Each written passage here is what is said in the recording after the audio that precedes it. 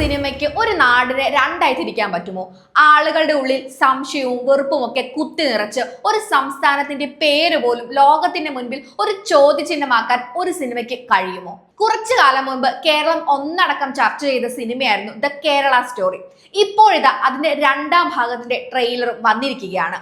ഇത്തവണ ഞങ്ങൾ സഹിക്കില്ല, പോരാടും എന്നൊരു ടാഗ് ലൈനുമായിട്ടാണ് ഇവരുടെ ഈ രണ്ടാം വരവ്. ഇത് ഉയർത്തുന്ന ചോദ്യങ്ങൾ കുറച്ചുകൂടി സീരിയസ് ആണ്. ഒരു വശത്ത് വെറുപ്പും വിഘടനവാദവും വിൽക്കാൻ ശ്രമിക്കുന്ന സിനിമകൾ, മറുവശത്ത് ലോകം മുഴുവൻ അറിയേണ്ട പക്ഷെ ആരും ആഘോഷിക്കാത്ത ചില പച്ചയായ ജീവിതങ്ങൾ. അപ്പോൾ സിനിമ പറയുന്ന കേരളമാണോ അതോ നമ്മൾ ജീവിക്കുന്ന കേരളമാണോ സത്യം?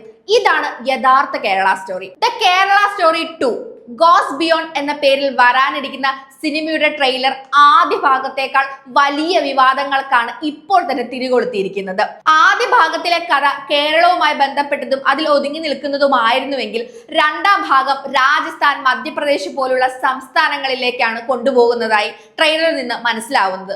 3 പെൺകുട്ടികളുടെ ജീവിതത്തിലൂടെയാണ് ട്രെയിലർ കടന്നു പോകുന്നത്. പ്രായപൂർത്തിയാകാത്ത പെൺകുട്ടിയെ പ്രണയം നടിച്ച് മതം മാറ്റാൻ ശ്രമിക്കുന്നത്, പോക്സോ കേസിൽ കുടുക്കുമെന്ന് പറഞ്ഞ് ഭീഷണിപ്പെടുത്തുന്നത്, കല്യാണം കഴിക്കാൻ മതപരമായ നിയമങ്ങൾ അടിച്ചേൽപ്പിക്കുന്നത്, ഇതെല്ലാം ട്രെയിലറിൽ നിന്ന് തന്നെ വ്യക്തമാണ്. പക്ഷേ സംഭവം അവിടം കൊണ്ടൊന്നും തീരുന്നില്ല. അടുത്ത 25 വർഷത്തിനുള്ളിൽ ഇന്ത്യ ഒരു ഇസ്ലാമിക രാജ്യമാകുമെന്നും ഇവിടെ ശരിയ നിയമം വരുമെന്നും അത്തരം മുന്നറിയിപ്പ് കൂടിയാണ് ഈ സിനിമ നൽകി വെക്കുന്നത്. സിനിമയുടെ നിർമ്മാതാവ് വിപുൽ അമൃത്ലാൽ ഷാ പറയുന്നത് മാസങ്ങളോളം ഗവേഷണം നടത്തിയും ഇരകളോട് നേരിട്ട് സംസാരിച്ചും കോടതി രേഖകൾ നോക്കിയുമാണ് ഈ സിനിമ എടുത്തിട്ടുള്ളതെന്നാണ്. എന്നാൽ ഇതിനെതിരെ വലിയ വിമർശനങ്ങളുണ്ട്. വരാനിരിക്കുന്ന തെരഞ്ഞെടുപ്പുകൾ ലക്ഷ്യം വെച്ചുകൊണ്ട് സമൂഹത്തിൽ ഭിന്നതയുണ്ടാക്കാനുള്ള ഒരു പ്ലാൻ ആയിട്ടാണ് പലരും ഇതിനെ കണക്കാക്കുന്നത്. അവർ ഞങ്ങളുടെ പെൺകുട്ടികളെ ലക്ഷ്യം വെച്ചു, ഇത്തവണ നമ്മൾ സഹിക്കില്ല, പോരാടും എന്നൊക്കെയുള്ള ടാഗ് ലൈനുകൾ കേൾക്കുമ്പോൾ ഇതൊരു ബോധവൽക്കരണ സിനിമയാണോ അതോ ഒരു വിഭാഗത്തെ ശത്രുവാക്കിക്കൊണ്ട് മറ്റുള്ളവരെ പ്രകോപിക്കുവാനുള്ള ശ്രമമാണോ എന്ന് സംശയം തോന്നിയേക്കാം. എന്താണ് ഒരു പ്രൊപ്പഗാണ്ട സിനിമ? അതെങ്ങനെയാണ് സാധാരണ സിനിമയിൽ നിന്ന് വ്യത്യസ്തമാകുന്നത്? ഒരു പ്രൊപ്പഗാണ്ട സിനിമയുടെ പ്രധാന ലക്ഷ്യം ഒരു പ്രത്യേക രാഷ്ട്രീയ ആശയം ആളുകളിലേക്ക് എത്തിക്കുക എന്നതാണ്. അതിന് അവർ കുറെ തന്ത്രങ്ങൾ ഉപയോഗിക്കും. സത്യത്തെക്കാൾ കൂടുതൽ ആളുകളുടെ ഇമോഷൻസിനെ പിടിച്ചുകുലുക്കുന്ന കഥകളായിരിക്കും അവർ പറയുന്നത്. എവിടെയോ നടന്ന ഒരു ചെറിയ സംഭവം എടുത്ത് അത് നാടിന്റെ മുഴുവൻ കഥയാണെന്ന് വരുത്തി തീർക്കാൻ ശ്രമിക്കും. നമ്മളും അവരും എന്നൊരു വേർതിരിവ് ഉണ്ടാക്കുകയാണ് ഇവരുടെ പ്രധാന പണി. ഒരു കൂട്ടരെ ക്ലിയറായി വളരെ നല്ലവരായും മറ്റേ കൂട്ടരെ 100% വില്ലന്മാരായും ഇവർ ചിത്രീകരിച്ചു കളയും. ദ കേരള സ്റ്റോറിയുടെ ആദ്യ ഭാഗം അതിനൊരു ക്ലാസിക് ഉദാഹരണമാണ്. കേരളത്തിൽ നിന്ന് 32,000 പെൺകുട്ടികളെ മതം മാറ്റി സിറിയയിലേക്ക് കൊണ്ടുപോയി എന്നായിരുന്നു സിനിമയുടെ ആദ്യ ടീസറിലെ അവകാശവാദം.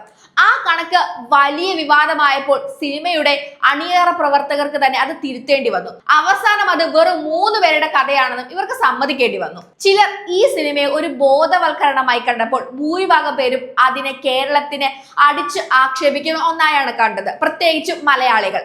ഏറ്റവും രസകരമായ കാര്യം സിനിമയുടെ സംവിധായകൻ സുദീപ്തോ സെന്നിന് മികച്ച സംവിധായകനുള്ള ദേശീയ പുരസ്കാരം വരെ ഈ ചിത്രത്തിന് കിട്ടിയെന്നതാണ്. എന്നാൽ സിനിമ ഉണ്ടാക്കിയ പ്രശ്നങ്ങൾ കോടതിയിലെത്തി. ഇതൊരു യഥാർത്ഥ കഥയല്ല, സാങ്കല്പിക സൃഷ്ടി മാത്രമാണെന്ന് സിനിമ തുടങ്ങുന്നതിന് മുൻപ് എഴുതി വെക്കണമെന്ന് സുപ്രീം കോടതിക്ക് പറയേണ്ടി വന്നു. ആദ്യം വലിയൊരു കണക്ക് പറഞ്ഞ് ആളുകളിൽ പേടിയും ഞെട്ടലും ഉണ്ടാക്കുക, പിന്നീട് പതിയെ അത് പിൻവലിക്കുക. അത് പ്രൊപ്പഗാണ്ട സിനിമകളുടെ സ്ഥിരം അടവുകളാണ്. ഇത്തരം സിനിമകൾ കേരളത്തിന് പുറത്തുള്ളവരുടെ മനസ്സിൽ നമ്മുടെ നാടിനെ കുറിച്ച് വലിയ തെറ്റിദ്ധാരണ ഉണ്ടാക്കാൻ കാരണമാകും. കേരളം എന്നാൽ മതം മാറ്റത്തിന്റെയും തീവ്രവാദത്തിന്റെയും ഹബ്ബ് ആണ് എന്നുള്ള ഒരു വ്യാജ ചിത്രം അത്തരം നുണപ്രചരണങ്ങളിലൂടെ ഉണ്ടാക്കിയെടുക്കാൻ വളരെ എളുപ്പമാണ്. ഒരു സിനിമയ്ക്ക് തീർച്ചയായും ആശയങ്ങൾ പറയാൻ സ്വാതന്ത്ര്യമുണ്ട്, പക്ഷെ ഒരു നാടിനെ മൊത്തത്തിൽ കരിവാരിത്തേക്കുന്ന ഒന്നാകരുത്. കേരളത്തിലെ രാഷ്ട്രീയക്കാരും സാംസ്കാരിക പ്രവർത്തകരുമെല്ലാം ഒറ്റക്കെട്ടായി ആ സിനിമയിലെ പെരുപ്പിച്ച കണക്കുകളെ എതിർത്തിരുന്നു. ഇത്തരം സിനിമകൾക്ക് പിന്നിൽ വ്യക്തമായ രാഷ്ട്രീയ അജണ്ടയുണ്ടെന്നും തെരഞ്ഞെടുപ്പ് സമയത്ത് ആളുകളെ ഭിന്നിപ്പിച്ച് വോട്ട് നേടാനാണ് ശ്രമമെന്നും വലിയ തോതിൽ വിമർശനം ഉയർന്നിരുന്നു. കലയും ആവിഷ്കരണ സ്വാതന്ത്ര്യവും എല്ലാം നല്ലതാണ്, പക്ഷെ അതിന്റെ പേരിൽ സമൂഹത്തിൽ വെറുപ്പ് വിതയ്ക്കുന്നത് വളരെ അപകടം പിടിച്ച ഒരു കള്ളക്കളി തന്നെയാണ്. സിനിമകൾ വെറുപ്പിന്റെയും വിഭജനത്തിന്റെയും കഥകൾ പറയുമ്പോൾ നമ്മുടെ മുൻപിൽ നടന്ന എന്നാൽ പലരും ആഘോഷിക്കാതെ പോയ ചില യഥാർത്ഥ ജീവിതങ്ങളുണ്ട്. അതാണ് കേരളത്തിന്റെ യഥാർത്ഥ സ്റ്റോറി. അത് ഈ അടുത്ത ദിവസം നമ്മൾ നേരിട്ട് കണ്ട ഒരു സംഭവമാണ്. കോട്ടയത്തിനടുത്തുള്ള മല്ലപ്പള്ളി സ്വദേശികളായ അരുൺ എബ്രഹാമിന്റെയും ഷെറിന്റെയും 10 മാസം മാത്രം പ്രായമുള്ള മകളായിരുന്നു അലിൻ ഷെറിൻ എബ്രഹാം. ഒരു വാഹനാപകടത്തിൽ ആ കുഞ്ഞിന് മസ്തിഷ്ക മരണം സംഭവിക്കുകയായിരുന്നു. ജീവിതത്തിലെ ഏറ്റവും വലിയൊരു ദുരന്തത്തിന് മുൻപിൽ പകച്ചു നിൽക്കുമ്പോഴും ആ അച്ഛനും അമ്മയും ചരിത്രപരമായ ഒരു തീരുമാനമെടുത്തു.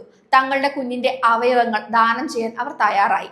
ആ പിഞ്ചു കുഞ്ഞിന്റെ ഹൃദയവാൽവുകൾ, കരൾ, 2 വൃക്കകൾ, കണ്ണുകൾ എന്നിവ മറ്റ് 5 കുഞ്ഞുങ്ങൾക്ക് പുതുജീവനാണ് നൽകിയത്. ആ കുടുംബം എടുത്ത ആ തീരുമാനം ആ അവയവങ്ങൾ കിട്ടിയ കുട്ടികളുടെ ജാതിയോ മതമോ ഒന്നും നോക്കിയായിരുന്നില്ല. അത് മനുഷ്യത്വം എന്ന ഒരൊറ്റ വികാരത്തിൽ നിന്ന് ഉണ്ടായതായിരുന്നു. ഒരു വശത്ത് പോരാടാൻ പറയുന്ന സിനിമകൾ, മറുവശത്ത് സ്വന്തം കുഞ്ഞിന്റെ ചേതനയറ്റ ശരീരത്തിൽ നിന്ന് മറ്റുള്ളവർക്ക് ജീവൻ നൽകുന്ന മാതാപിതാക്കൾ. ഇതിലേതാണ് കേരളത്തിന്റെ യഥാർത്ഥ മുഖം? പ്രളയം ഉൾപ്പെടെയുള്ള കെടുതികൾ വന്നപ്പോൾ ജാതിയും മതവും നോക്കാതെ ഒന്നിച്ചുള്ള മലയാളികളുടെ കഥയാണ് യഥാർത്ഥ കേരള സ്റ്റോറി. അങ്ങനെ അക്കമിട്ടിങ്ങനെ നിരത്തി കേരളം നല്ലതാണ് എന്ന് വാദിക്കേണ്ട ആവശ്യം പോലുമില്ല.